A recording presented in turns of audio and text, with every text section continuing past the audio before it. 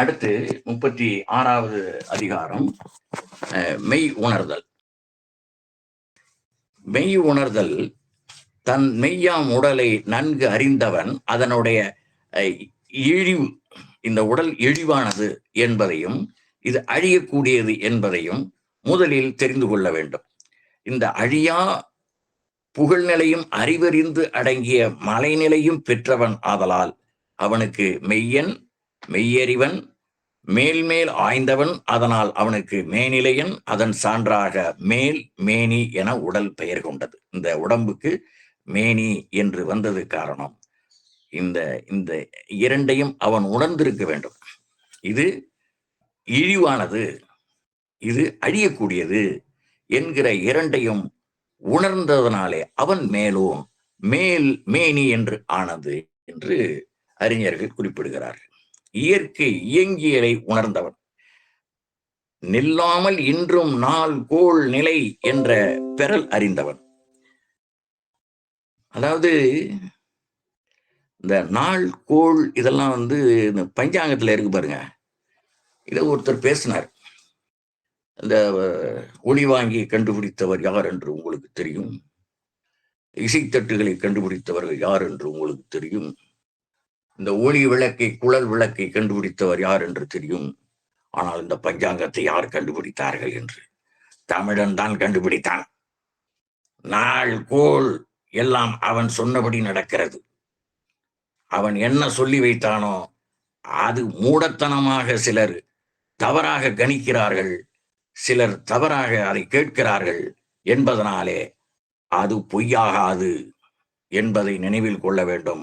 அதற்கான எடுத்துக்காட்டை நான் 3வது குறள் வருகிற போது அதை சொல்லுகிறேன். மெய்யறிவு முதலாக ஐயறிவும் மனையறிவாம் 6ஆம் அறிவும் பெற்று விண்ணும் மண்ணும் நாளும் கோளும் கண்டும் கேட்டும் பற்றியும் படிந்தும் தெளிந்தவன் தமிழன். அவன் உலகுக்கு சொன்னதை உலக நாடுகள் வரவேற்கின்றன என்பதற்கான ஆதாரத்தை காட்டுகிறேன். முதல் குறள், பொருள் அல்லவற்றை பொருள் என்று உணரும் மருளானாம் மானா பிறப்பு. பொருள் அல்லவற்றை பொருள் என்று உணரும் மருளானாம் மானா பிறப்பு. நிலைபொருள், நிலையா பொருள், இயங்கு பொருள், இயங்கா பொருள் என்றும் பல வகையாக பகுத்தாலும் அப்பகுப்பில் அடங்காமல் அவற்றையெல்லாம் இயக்கும் பொருளை இயவுள் என்று சொன்னார்கள். இயவுள் என்றால் அனைத்தையும் இயக்குவது. நிலையற்ற பொருள்களை நிலையான மெய்ப்பொருள்கள் எனக் கருதும் மயக்க அறிவினால்தான் மாண்பில்லாத துன்பப் பிறவிகள் உண்டாகின்றன என்பது இதனுடைய கருத்து. பொருள் அல்லவற்றை பொருள் என்று உணரும் மருளானாம் மானாப்பிறப்பு. துறவு கோலத்தாலோ மட்டும் வந்து விடுவதில்லை. மெய்யுணர்வு என்பது ஆழ்ந்த அறிவாலோ துறவு கோலத்தாலோ மட்டும் வந்து விடுவதில்லை. முன்பே நாம் பார்த்தோம், துறவு அதிகாரத்தின் இறுதியிலே அவர்களுடைய நடவடிக்கைகள் உடையினால் மட்டும் மாறுவதில்லை. அந்த உடை கொடுப்பதனுடைய நோக்கம் அவர்கள் தங்களை போல் கற்பிப்பதற்காக பழக்குவதற்காக ட்ரைனிங் பீரியட் என்று சொல்லுகிறோமே, அது போன்ற பயிற்சி நிலை. அதனால நிலையற்ற பொருள்களை நிலையான மெய்ப்பொருள்கள் என கருதும் மயக்க அறிவினால் பொருள் அல்லவற்றை பொருள் என்று உணரும் மருளானாம். மருளானாம் என்றால் மயக்க அறிவு. அப்படிப்பட்ட மாண்பில்லாத துன்ப பிறவிகள் உண்டாகின்றன என்பதனாலே மெய்யுணர்வு என்பது ஆழ்ந்த அறிவாலோ துறவு கோலத்தாலோ மட்டும் வந்து விடுவதில்லை. நொடிப்பொழுது மன உணர்வால் கூட மெய்யுணர்வு உண்டாகிவிடும். அதற்கு எடுத்துக்காட்டு நாம் ஏற்கனவே வேறு இடங்களில் சில எடுத்துக்காட்டுகள் தொடர்ந்து மீண்டும் மீண்டும் வரும். அது அந்தந்த இடங்களுக்கு பொருந்தும். கலிங்கப்போர், அசோகன் வருகிறான். அங்கே ஒரு ஆள் நிற்கிறான். நான் 2 கொலைகள் தான் செய்தேன், ஆனால் நீ பல்லாயிரக்கணக்கான கொலைகள் செய்தவனாக பிடந்து நீ கழுகாக இருக்கின்றாய் என்று சொன்னதற்கு பிறகு அந்த நொடியிலேயே அவனுக்கு மெய்யுணர்வு வந்தது. இனிமேல் நான் போரிட மாட்டேன், இது உறுதி என்று உறுதி எடுத்துக்கொண்டான். அவனுக்கு வந்தது ஒரே நொடியிலே மெய்யுணர்வு. அதற்கு பேர் தான் மெய்யுணர்வு என்று பெயர். இத்தனை 1000 உயிர்களை கொன்றதற்கு பிறகு அவனுக்கு அந்த மெய்யுணர்வு வருகிறது. என்றொரு கருத்து. பெரிய புராணத்துல சுந்தரமூர்த்தி சுவாமிகளை நீ வந்த வேலையை விட்டு விட்டு பந்தக்காலை பிடித்துக் கொண்டிருக்கிறாயே என்று சிவபெருமான் தடுத்தாட்கொண்டான். இது புராண செய்தி. வரலாற்று செய்தி ஒன்று சொல்லட்டுமா? மகா அலெக்சாண்டர் என்று 31 வயதிலேயே பெயர் எடுத்தவன் அலெக்சாண்டர். இவன் மகாவீரன் அல்லன், வர்த்தமான மகாவீரன் தான் மகாவீரன். ஏனென்றால் அவன் தன்னையே வென்றவன்.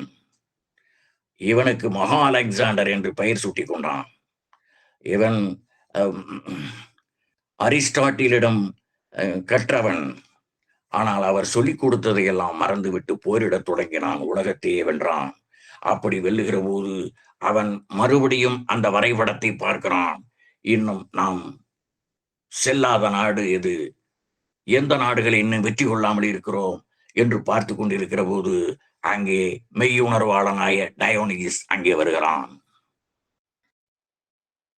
என்ன அலெக்சாண்டர், என்ன வரைபடத்தை விட்டு பார்த்து கொண்டிருக்கிறாய் என்று அந்த அலெக்சாண்டரை பார்த்து அவன் கேட்கிறான். டயோனிகஸ் கேட்கிறான். அவன் மெய்யறிவாளன்.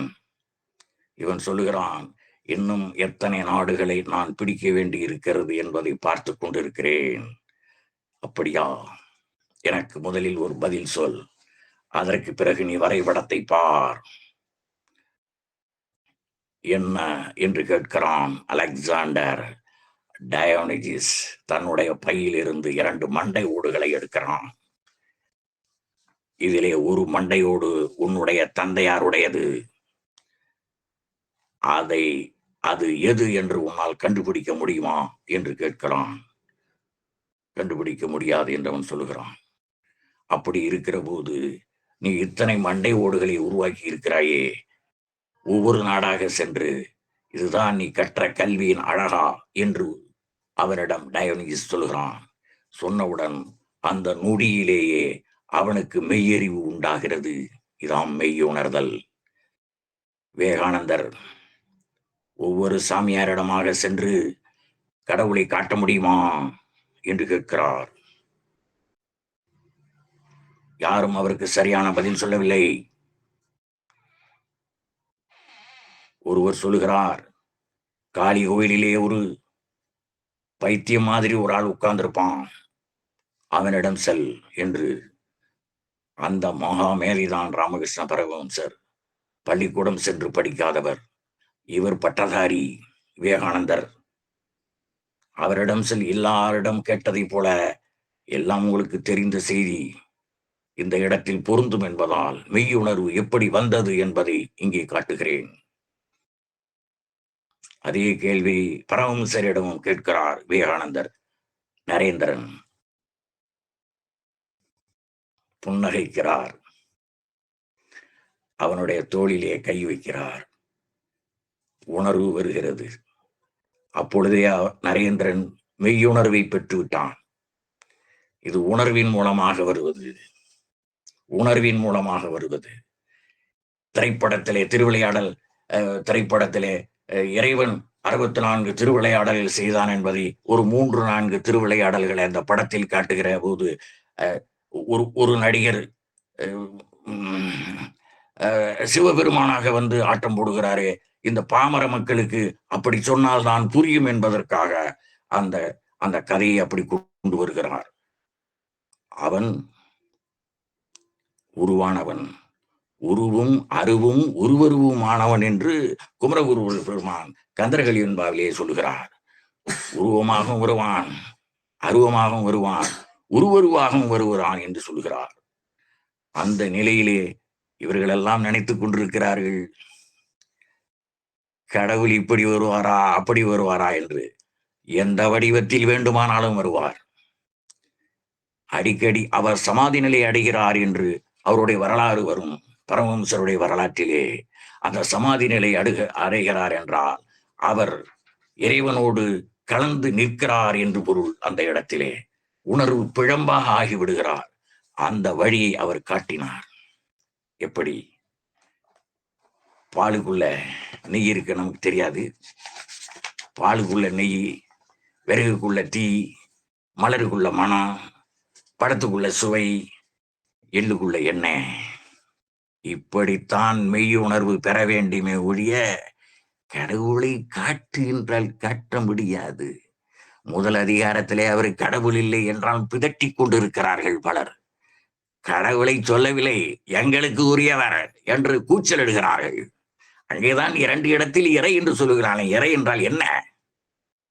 உனக்கு புரியவில்லை என்றால் இறை என்று வைக்கப்படும் என்று அரசனுக்கு சொல்லுகிறானே 39வது அதிகாரத்தில் இறைமாட்சியிலே. என்ன இறைமாட்சி? அந்த அரசன் இறைவனைப் போல பற்றற்றவனாக ஒழுங்காக ஆட்சி செய்ய வேண்டும். ஒழுங்காக ஆட்சி செய்ய வேண்டும். இறை என்று வைக்கப்படும் என்கிறான். இறை என்றால் என்ன? அதான் மெய்யுணர்வு. அந்த மெய்யுணர்வு தான் பாலில் படுனை போல் மறைய நின்றுளன் என்று திருநாவுக்கரசர் பெருமான் சொல்லுகிறார். யாரை ஏமாற்றுவதற்கு நீங்கள் அவரை பயன்படுத்தலாம் என்று நினைக்கிறீர்கள்? திருவள்ளுவரை மெய்யுணர்தலை ஒழுங்காக படியுங்கள். இந்த மெய்யுணர்வு அதிகாரம் உங்களை மெய்யுணர்வாளரா ஆக்கும். போலி கூடாது, போலி வேஷம் கூடாது, போலி வேடம் கூடாது என்பதற்காகத்தான் இறை நெறி திருக்குறளில் பொதிந்துள்ளது என்பதற்கு அவர் மட்டுமா சொல்லுகிறார்? இன்னும் ஒரு பாடல் பாருங்கள். திருமந்திரம், திருமூலர். உணர்வுடையார்க்கு உலகமும் தோன்றும், உணர்வுடையார்க்கு உலகமும் தோன்றும், உணர்வுடையார்க்கு உறுதுயர் இல்லை, உணர்வுடையார்கள் உணர்ந்த அக்காலம், உணர்வுடையார்கள் உணர்ந்து கண்டாரே. உணர்வுடையார்கள் உணர்வு இல்லை என்றால் உன்னால் காண முடியாது என்று திருமூலர் 1788வது பாடலிலே கூறுகிறார். என்றால் யாரிடம் பொய் பிரச்சாரம் செய்கிறீர்கள், பொய் பரப்புரை செய்கிறீர்கள், மிகவும் பிழையானது.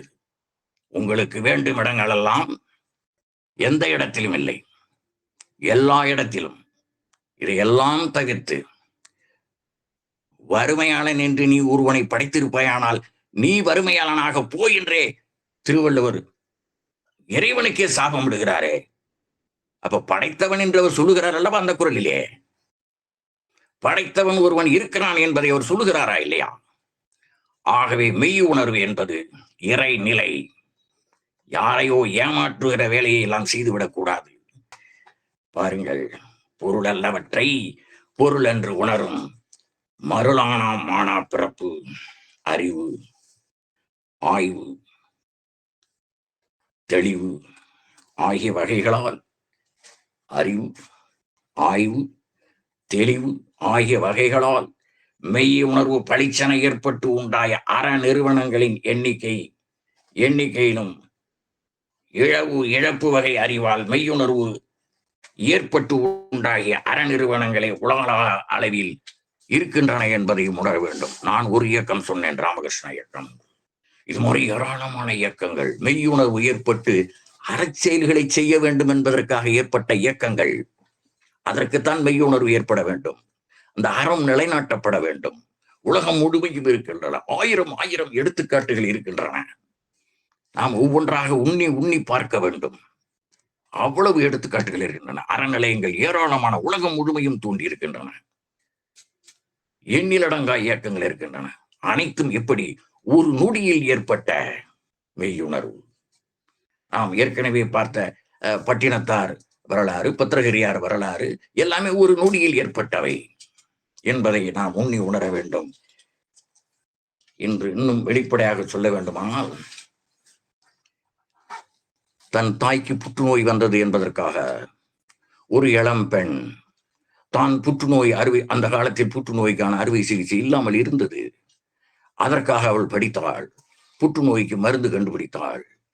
புற்றுநோயை கொண்டு அதை நீக்குவதற்கான வாய்ப்பை கொண்டு வந்தாள். அவளுக்கு ஏற்பட்டது, அவள் தாய் புற்றுநோயால் ஏற்பட்ட வேதனை. அந்த வேதனையை கண்கூடாக பக்கத்தில் இருந்து பார்க்கிறாள். அவர்களுக்கு ஏற்பட்ட மெய்யுணர்வினாலே மருத்துவம் படிக்கிறாள். புற்றுநோயை நீக்குவதற்கான சிறப்பு படிப்பும் படிக்கிறாள். மேலே வருகிறாள். இப்படி ஏராளமான செய்திகள். பழங்காலத்திலே வீட்டிலேதான் பெண் மகப்பேறு மருத்துவம் பார்த்தார்கள். அதற்கு பின்னாலே ஆங்கில மருத்துவம் கொடிகட்டி பறக்க தொடங்கியதற்கு பிறகு ஆண்கள் பார்த்தார்கள். இதை வெகுண்டு எழுந்தார் முத்துலட்சுமி ரெட்டி. அங்கே படிக்கின்ற அவ்வளவு மாணவர்களும் ஆண்கள். இப்பெண் என்பதனாலே அவருக்கு இடம் கொடுக்கவில்லை மருத்துவம் படிப்பதற்கு. பிறகு எப்படியோ அவர் முனைந்து அந்த படிப்பை பெற்றுக்கொண்டார். இப்படி நிறைய எடுத்துக்காட்டுகள் இருக்கின்றன. ஒரு ஒரு வினாடியிலே அல்லது ஒரு நொடி பொழுதிலே ஏற்படுகிற மெய்யுணர்வு தான் புத்துணர்ச்சி ஏற்படுத்தும், உலகை வளப்படுத்தும் என்பதனாலே இந்த அதிகாரம் 36வது அதிகாரம் மெய்யுணர்வு என்பதை கூறி முதல் குறளோடு நிறைவு செய்கிறேன். பொருள் அல்லவற்றை பொருள் என்று உணரும் மருளானா மானா பிறப்பு. பொருள் அல்லவற்றை பொருள் என்று உணரும் மருளானா மானா பிறப்பு.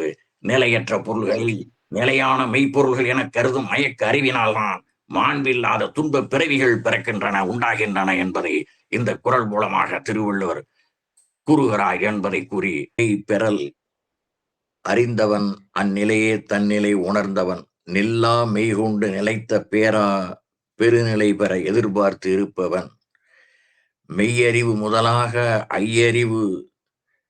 ஐயறிவும் மனநறிவும் பெற்றவன்தான், 6வது அறிவையும் பெற்றவன்தான் மெய்ப்பொருளாளன் என்பதை நாம் சிந்தித்தோம்.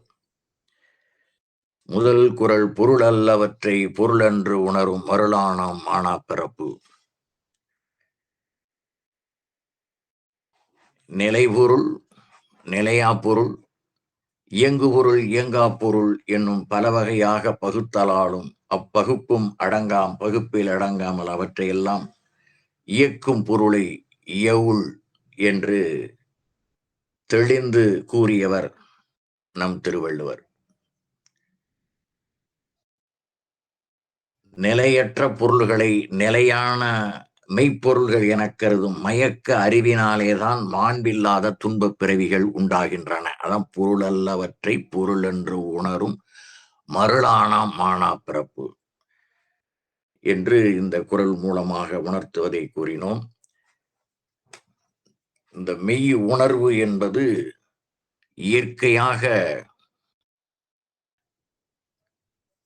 வருவது ஒன்று, ஏதேனும் ஒரு இழப்பு காரணமாக இந்த மெய் உணர்வு ஏற்படுவது 2 என்பதை நாம் சிந்தித்தோம். ஏதேனும் ஒரு இழப்பு ஏற்பட்டதற்கு பிறகுதான் அது பட்டறிவாகிறது. அதனால இழப்பு ஏற்பட்டதற்கு பிறகு வருகிற மெய்ப்பொருள் தான் அதிகமாக இருக்கிறது. அதனாலே முதலிலே வருகிற மெய்ப்பொருள் பிழை என்பதல்ல, அதான் முதன்மையானது, இயல்பாகவே வந்து விடுவது. அதற்கு எடுத்துக்காட்டாக கலிங்க போரிலே ஏராளமான இன்னுயிர்கள் தொலைக்கப்பட்டன என்பதனாலே அந்த இழப்பின் காரணமாக அவனுக்கு மெய்யறிவு ஏற்பட்டது என்பதை பார்த்தோம்.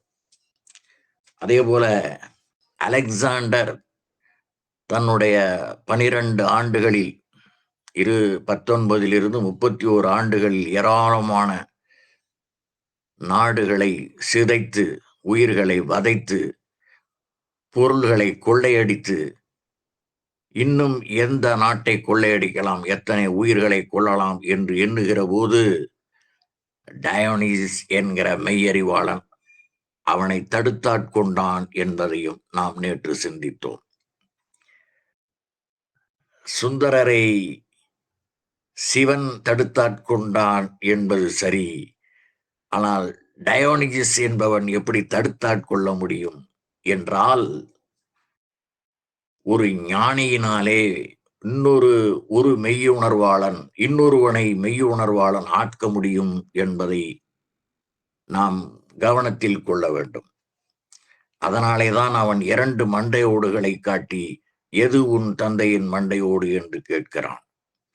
அதன் பிறகுதான் அவனுக்கு மெய்யுணர்வு வருகிறது என்பதையும், பொருள் அல்லவற்றை பொருளாகச் செய்யும் பொருள் என்று உணரும் மருளானாம் மானா பிறப்பு என்கிற குறளுக்கு சில எடுத்துக்காட்டுகளை நாம் கவனித்தோம். அடுத்து 2வது குறள். இருள் நீங்கி இன்பம் பயக்கும் மருள் நீங்கி மாசறு காட்சியவர்க்கு.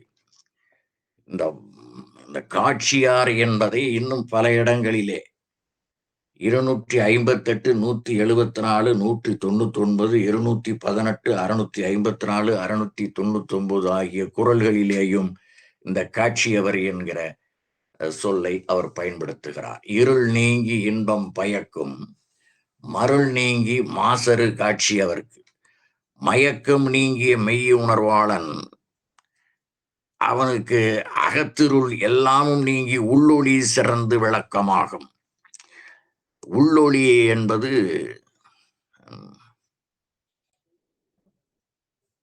என்னுடைய பேராசிரியர் அரங்க ராமலிங்கம் அவர்கள் சென்னை பல்கலைக்கழகத்தின் துறை தலைவராக இருந்தது, பணி நிறைவு பெற்றவர்.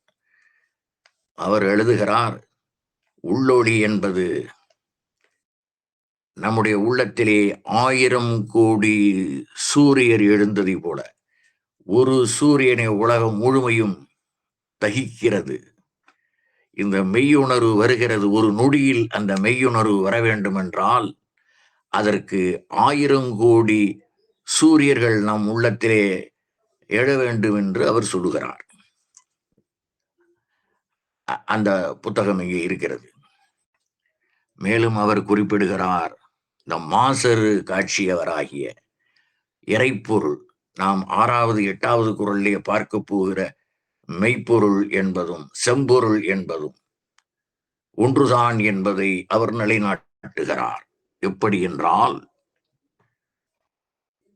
முதல் அதிகாரத்திலே கடவுள் என்று சொல்லவில்லையே தவிர திருவடிகளை 7 குறள்களில் சொல்லுகிறார்.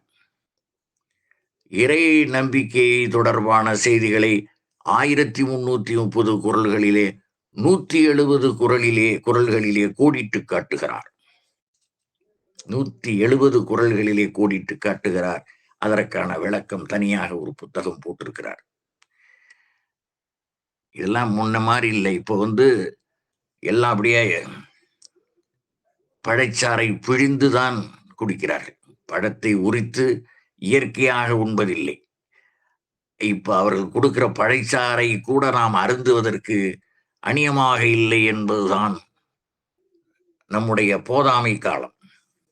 ஆனால் வெளிநாட்டவர்கள் நல்லது எங்கிருந்தாலும் அவற்றை எடுத்துக்கொள்வதற்கு அநியமாக இருக்கிறார்கள் என்பதுதான் அவர்களுக்கு மெய்யுணர்வு வந்திருக்கிறது என்பது பொருள். இருள் நீங்கி இன்பம் பயக்கும், மருள் நீங்கி மாசரு காட்சியவருக்கு இருள் நீங்கி இன்பம் பயக்கும். இங்கே மருள் நீங்கி என்றால் மயக்கம் நீங்கிய மெய்யுணர்வாளர்களுக்கு என்பது பொருள்.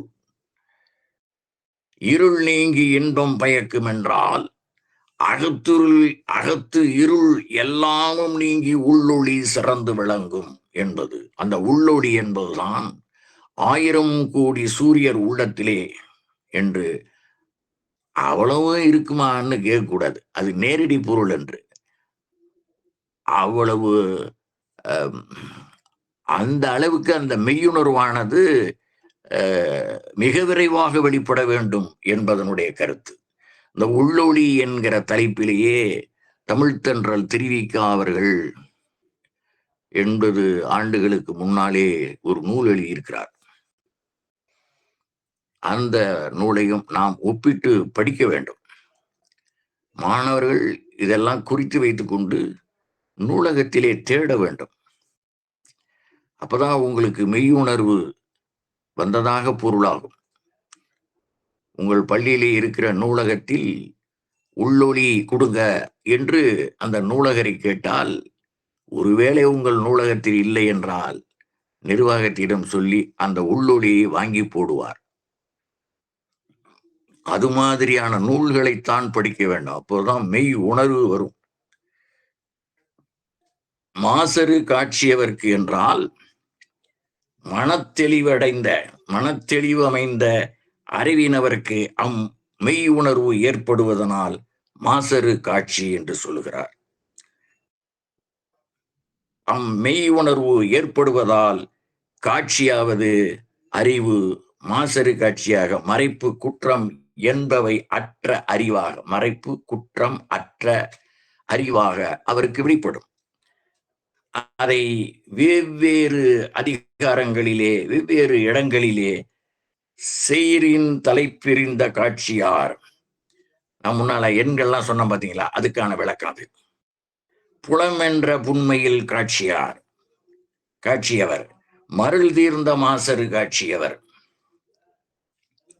கடனறி காட்சியவர், நடுக்கற்ற காட்சியவர், துளக்கற்ற காட்சியவர் என்கிற குறள்களில் கூறப்படுவனவற்றையெல்லாம் கருதுதல் வேண்டும். இருள் நீங்கி இன்பம் பயக்கும் என்பது அறியாமை, களங்கம், பிறவி நோக்கு, அசைவு என்னும் இருண்மை திரைகள் நீங்கி இன்ப நிலை தானே வந்து இதை செய்யும் என்பது கருத்து. மாந்தர் அறிவை மயக்கும் 7 திரைகள் உண்டு என்பதை செய்முறை காட்சியாக ஒவ்வொரு பூச நட்சத்திரத்தை அன்றும் வள்ளலார் 7 திரைகளை நீக்கி நம்மிடம் இருக்கிற அறியாமை என்கிற 7 திரைகளை ஒவ்வொரு வண்ணம் வைத்திருக்கிறார். அதற்கு முதல் திரை ஒரு வண்ணம், 2ஆம் திரை ஒரு வண்ணம், இதெல்லாம் அருட்பாவிலே இருக்கின்றன. கடைசியாக நாம் இறைவனை உள் ஒளியாக பார்க்க வேண்டும் என்பதற்காகத்தான் அந்த ஒளி காட்சி இருக்கிறது, வெளிச்சம். அந்த வெளிச்சத்தை பாருங்கள். அந்த திரி எரிகிற போது இருட்டு தெரியும், அதான் இருள். நம்மிடம் இருக்கிற அறியாமை என்கிற இருள். அதை சுற்றிலும் பிரைட்டாக இருக்கும் அந்த வெளிச்சம். அப்போ அந்த இருள் நீங்கி ஒளி வெள்ளத்தை பாய்ச்சுகிறது என்பதை அந்த விளக்கின் மூலமாக நம் முன்னோர்கள் கண்டறிந்திருக்கிறார்கள். நீங்கள் பழைய பல்பு, இப்ப அந்த மாதிரி பல்பு பெரும்பாலும் வர்றதில்லை. டங்ஸ்டன் இழை என்று இருக்கும். அதை நீங்கள் உற்று கவனித்தீர்களே ஆனால் அந்த டங்ஸ்டன் இழையிலே கருப்பு இருக்கும். இந்த விளக்கிலே எப்படி எண்ணெய் ஊற்றிய விளக்கிலே இருள் சூழ்ந்ததற்கு மேல் வெளிச்சம் வருகிறதோ, குழந்தைகள் நன்றாக கவனிய, அந்த டங்ஸ்டன் இழையிலையும் இவர்களுடைய அறிவியல் கண்டுபிடிப்பிலையும் அந்த டங்ஸ்டன் இழையில் கருமை இருக்கும், அதன் பிறகு வெளிச்சம் இருக்கும். அப்படி நாம் உள்ளொளி பாய்ச்ச வேண்டும் என்பதற்காகத்தான் இந்த உள்ளொளி என்கிற கருத்தை அவர் ஒரு புத்தகமாகவே எழுதியிருக்கிறார் திருவிக்கா. களங்கம், பிறவி நோக்கு, அசைவு என்னும் இருண்மை திரைகள் நீங்கி இன்ப நிலை தானே வந்து எய்தை செய்யும் என்பதை இந்த குறள் மூலமாக அவர் விளக்குகிறார். இருள் நீங்கி இன்பம் பயக்கும், மருள் நீங்கி மாசரு காட்சியவர்க்கு. இதை குறளுக்குள்ளேயே பொருள் படித்தல். மருள் நீங்கி மாசரு காட்சியவர்க்கு இருள் நீங்கி இன்பம் பயக்கும். அடுத்து, ஐயத்தின் நீங்கி தெளிந்தார்க்கு வையத்தின் வானம் நனியது உடைத்து. ஐயத்தின் நீங்கி தெளிந்தார்க்கு, மெய்யறி உடையவருக்கு மண்ணுலகை விட விண்ணுலகு நெருக்கமானதாகும். எப்படி? மண்ணுலகை விட விண்ணுலகு நெருக்கமாகும் என்கிறார் இந்த குறள்ல. ஐயத்தின் நீங்கி தெளிந்தார்க்கு, யாருக்கு? ஐயத்தின் நீங்கி அதுவோ இதுவோ என்று ஐயத்தின் நீங்கி தெளிந்தார்க்கு வையத்தின் வானம் நனியது உடைத்து. கூப்பிடு தூரத்துல இருக்குதான், அப்படி பிடிச்சுக்கலாம்.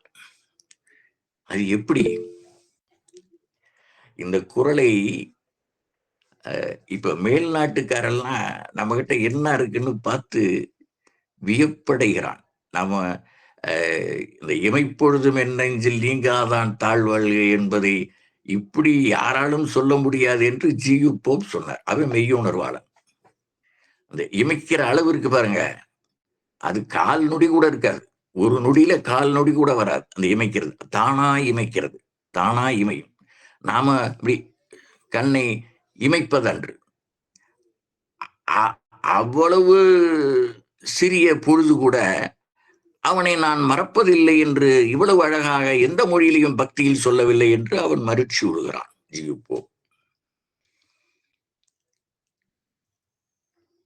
அதே போல இங்கே கஹார் என்கிற ஒரு ரஷ்ய விஞ்ஞானி, ரஷ்ய அறிவியல் அறிஞர், ரஷ்ய நாட்டின் சார்பில் முதலாக நிலவில் காலடித்து வைத்தவன் சொல்லுகிறான், இந்த குறளை அவன் எப்படி படித்தான்? ஒரு விஞ்ஞானி படிக்கிறான், ஒரு மருத்துவன் படிக்கிறான், ஒரு நீதியரசர் படிக்கிறார்.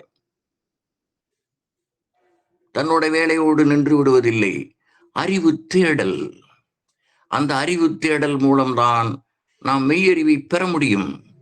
இன்னும் என்ன, இன்னும் என்ன, இதை விட இன்னும் வேற என்ன தெரியும், தெரிந்திருக்க வேண்டும், தெரிந்து கொள்ள வேண்டும் என்கிற மெய் உணர்வு ஒவ்வொருவருடைய உள்ளத்திலும் ஏற்பட வேண்டும்.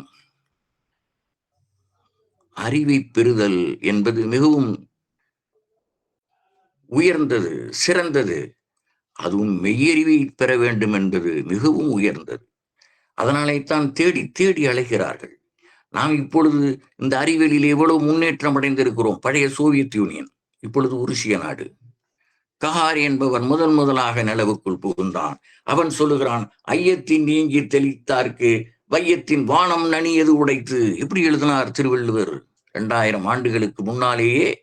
இப்படி எழுதியிருக்கிறார், வானம் நனியது உடைத்து. கால வச்சானா இல்லையா? ஐயம் என்பது இதுவோ அதுவோ என ஒரு நிலைப்படாத இரட்டை நிலை. இப்ப இந்த ஐயம்ங்கிற வார்த்தையெல்லாம் தமிழ்நாட்டில் பலரும் பயன்படுத்துவதில்லை. சந்தேகம் என்கிற சொல்லைத்தான் பயன்படுத்துகிறார்கள். அதிலே நாம் தெரிந்து தெளிதலிலே இந்த ஐயத்தை நீக்குவதை எப்படி என்பதை 10 குறள்களிலே 51வது அதிகாரம் படிக்கிற போது தெளிவு பெற முடியும். இங்க அவ்வளவுதான் சொல்லலாம். வையத்தின் வானம் நனியது உடைத்து என்றால் என்ன? புரி புலன நலன்களோடு வாழ்ந்து கொண்டிருக்கும் இம்மண் உலகை காட்டிலும் பல கோடி கல் தொலைவு உள்ள அல்லது இடைவெளியை உடைய விண்ணுலகம் நெருங்கியதாக இருந்து தன்னை விளங்க காட்டும் என்பது அதனுடைய கருத்து. எப்படி? இப்ப நுண்ணோக்கி வைத்துக்கொண்டு இப்ப தண்ணீர் ஒரு குவளையில கொடுக்குறாங்க. அது குவளை என்ற வார்த்தை போய் தப்பளர் வந்துடுச்சு. டப்பளர். அந்த நம்ம மொழிக்கு முதல்ல வரப்படாது. டம்ளர் தான் எல்லாரும் பேசுறேன். டம்ளர்னு. குவளை. அந்த குவளையிலே ஒரு தண்ணீர் கொடுக்கிறாரு, குளிர்ந்த நீர். அதை அந்த கண்ணாடியை வைத்து பார்த்தோமானால் அதிலே நுண்கிருமிகள் எவ்வளவு இருக்கிறது என்பதை நாம் அறிந்து கொள்ள முடியும். அதேபோல் நுண்ணோக்கி கண்டுபிடித்திருக்கிறான். அந்த நுண்ணோக்கியின் மூலமாக கோள்களை எல்லாம் பார்க்கிறான். இங்கிருந்து பார்க்கிறான். இதான் வானம் நனியது உடைத்து. குறள். ஐயத்தின் நீங்கி தெளிந்தார்க்கு வையத்தின் வானம் நனியது உடைத்து. குறளை விட்டுறப்படாது. இந்த செய்திகளை எல்லாம் சொல்லிக் கொண்டிருக்கிற போது குறளை விட்டுவிடக்கூடாது. 3வது குறள், ஐயத்தின் நீங்கி தெளிந்தார்க்கு வையத்தின் வானம் நனியது உடைத்து. வானம் நம் அருகிலேயே இருக்கிறது என்பதை நாம் தெரிந்து கொள்ள வேண்டும். வீட்டுலகம் அண்மையில் இருக்கிறது என்று தெரிந்து கொள்ள வேண்டும். வானம் நனியது உடைத்து என்றால் மண்ணுலகை விட செல்வதற்கு அரிதாகிய வீட்டுலகம் அண்மையில் உள்ளது. வீடு சொல்லுலேங்கிறான் பாருங்க பல பேர். திருவள்ளுவர், அறம் பொருள் இன்பம் வீடு அடைதல் நூற்பயனே என்பது நூற்பா. அந்த வீடு என்பது இந்த 3லேயும் ஒழுங்கா இருந்தினா வீடு தானா வரும் என்பது பொருள். அதான் வீட்டுலகம். பேரு, நட்பேறு. நுண்பொருக்கி ஆடிகளை கொண்டு தம் நுண் கண் நோக்கால் நாள் மீன், கோள் மீன், விண்மீன் எனக் கண்டு பெயரிட்டு அவற்றின் தோற்றம், செலவு, மறைப்பு, வெளிப்பாடு, பருவ மாற்றம், காலப்பகுப்பு என்பவற்றை நம் முன்னோர் கூறினரா இல்லையா? அதுதான் பஞ்சாங்கம் என்று வருகிறது. எல்லாவற்றையும் உள்ளடக்கி சொல்லுகிற அரிய கண்டுபிடிப்பு. நம்மால் கணியன் என்றான், முதுகண்ணன் என்று இருந்தான். இவங்கெல்லாம் ஜோசியக்காரன். இப்படி சொன்னாதான் புரியும். கணியன் கணித்தான், அதனாலதான் அவன் கணியன். கணித்து கூறினார்கள் நம்மவர்கள் என்பதை நாம் தெரிந்து கொள்ள வேண்டும் என்பதற்காக இந்த நீண்ட விளக்கம்.